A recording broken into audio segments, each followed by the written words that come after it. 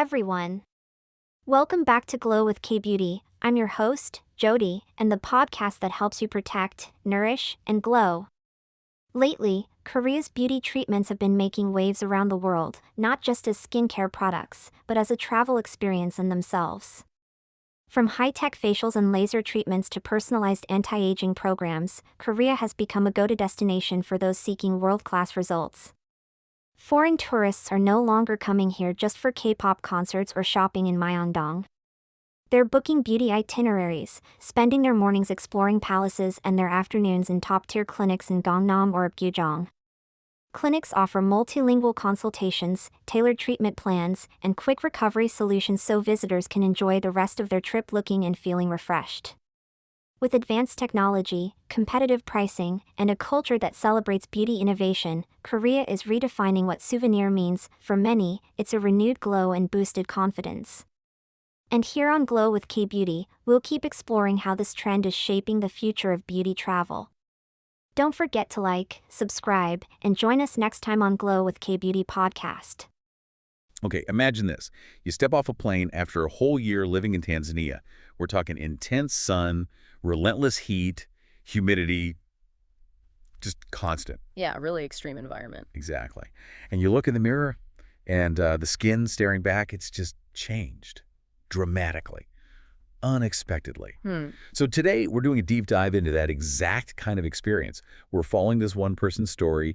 It was chronicled on a YouTube channel, Do BC, Mrs. Dar. Right. After that year in Africa, her skin was so different she actually went all the way to South Korea seeking some pretty advanced dermatological help. It's quite a journey, isn't it? And it really highlights, I think, how these extreme climates can just profoundly affect our skin. Absolutely. And what's great about the source material is how it weaves together her, lived experience with actual expert advice from a top dermatologist there. Yeah, that combination is really insightful. So our mission for this deep dive is pretty clear.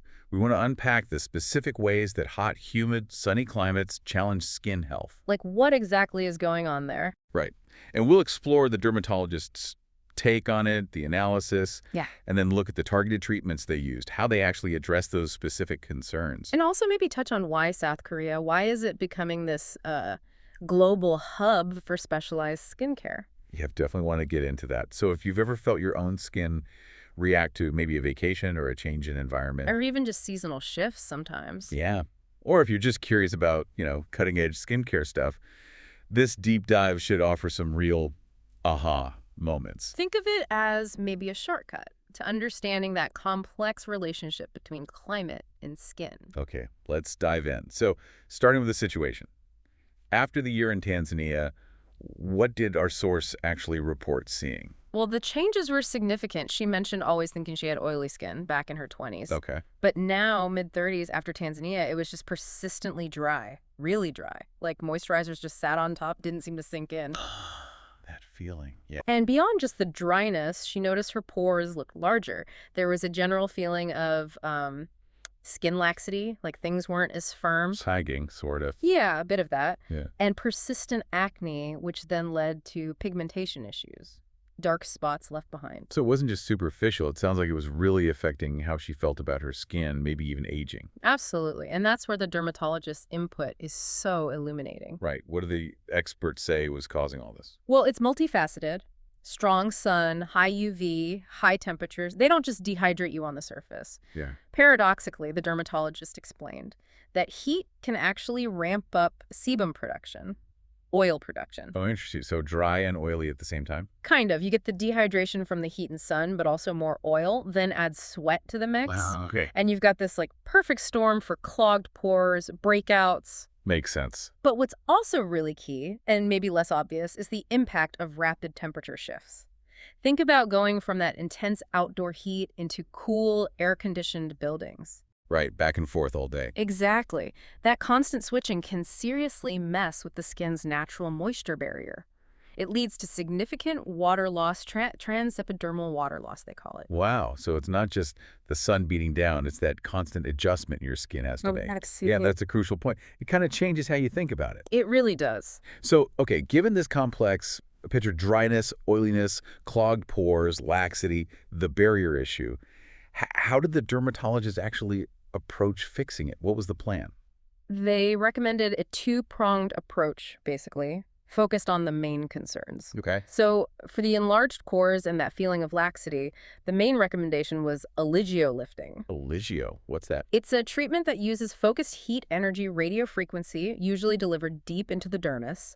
The goal is to kickstart collagen production. Ah, collagen synthesis. Exactly, to firm up the skin, which then helps reduce the appearance of pores and gives an overall lift. And how quickly does that work? Is it instant? No, not instant. The dermatologist advised that initial improvements, like the skin just feeling a bit firmer, that usually starts showing up around 2 weeks after the treatment. Okay. But the maximum effect, the real peak, that's typically around 1 month post-treatment, and the results can last for, up to 6 months. 6 months, okay. Ugh. That's pretty good. So that tackled the structure, the firmness. What about the extreme dryness, that feeling of moisturizers not penetrating? Right. For that, they prescribed skin boosters. Skin boosters, okay. Specifically, the source mentioned Regeran, you might have heard of it. It contains PDRN, which is derived from salmon DNA extract. Salmon DNA, interesting. How does that help dryness? Well, these boosters are micro-injected directly into the skin. So instead of putting moisturizer on top, you're delivering hydration deep down from within. It's like an internal moisturizer working at a more cellular level. Wow, okay. Injecting hydration. Yeah. And the source described the feeling afterwards as her skin feeling really plump and radiant. Her words were like coming out of a hot spring. That's a vivid description. So really targeted strategy then. Eligio for structure and tightening, skin boosters for deep hydration. Precisely. Addressing the different issues with different tools. So how did it go? How quickly did our source actually see results? Because sometimes you hear about these things taking ages or having lots of downtime. Well, this is one of the fascinating parts of the account. The efficacy seemed quite impressive. Immediately after, there was some expected redness, maybe some tiny bumps from the injections. Standard stuff. Right. But that apparently subsided within just a few hours. Really quick recovery. Okay. And she noted feeling a difference in her skin line, maybe meaning contour, within just a week. A week. That's fast for lifting. Yeah. And here's the standout story from the source. Just 8 days after the treatments, a friend saw her and commented that she looked like she'd lost weight. Wow. Even though she said she'd actually gained a couple of kilograms. No way. So the friend saw facial slimming. Exactly. And the participant, our source, attributed that directly to the lifting effect from the Eligio. She said it felt like unwanted fat or sagging areas on her face had literally been lifted up. That is quite an endorsement after only 8 days. It really is, and it aligns with what the dermatologist said about gradual results, but suggests that, a noticeable improvement in facial contours can happen even before that 1-month peak effect. That's incredible. Really highlights the potential power of these treatments. Which brings us back to that other question. Why South Korea? What makes it such a magnet for this kind of specialized skincare? Yeah, it's a good question. The source actually touches on this. She mentioned feedback from friends, other expats who'd gone to Korea specifically for skincare. And what was the consensus? The perception, strongly stated, was that Korean clinics consistently offer, and this is the quote, the cheapest prices with the best technology. Ah, that combination. Price and tech. Exactly. That potent mix getting really advanced techniques, the latest machines, skilled practitioners, but at costs that are relatively more affordable compared to, say, the US or Europe or other major hubs. Right. That seems to be the primary driver. It's really solidified South Korea's reputation as this premier destination for specialized dermatological care. Plus, I guess the sheer number of clinics and options available. Competition probably helps too. Absolutely. The breadth of options and just the generally high standard of care are also big advantages people point to. Okay, so let's bring this all together then. We followed this really remarkable journey. Started with some serious skin challenges from that extreme Tanzanian climate. The heat, the sun. Right, leading to that dryness, the enlarged pores, the acne, the sagging, all those issues we discussed. And then experiencing this pretty amazing revitalization using advanced, very targeted treatments back in Korea. And we unpacked the dermatologist's explanation for why those changes happen. It wasn't just one thing. Sun, UV, heat, those rapid temperature shifts, even how sebum and sweat interact, it's complex. Yeah, definitely complex. And we highlighted the solutions they used. That Eligio lifting for tightening, for pores, working through collagen synthesis with that clear timeline, 2 weeks, 1 month, 6 months. Right. And alongside that, the skin boosters, like Regeran with its PDRN, tackling that deep hydration need. And the personal story really drove home the effectiveness, didn't it? From the quick recovery right after to that pretty striking lifting effect that even her friend noticed really early on. Yeah, that weight loss comment is quite memorable. Totally.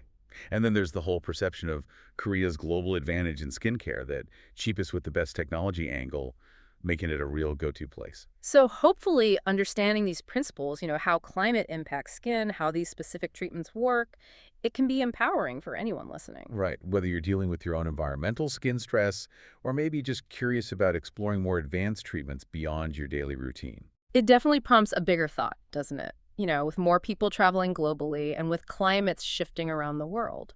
Good point.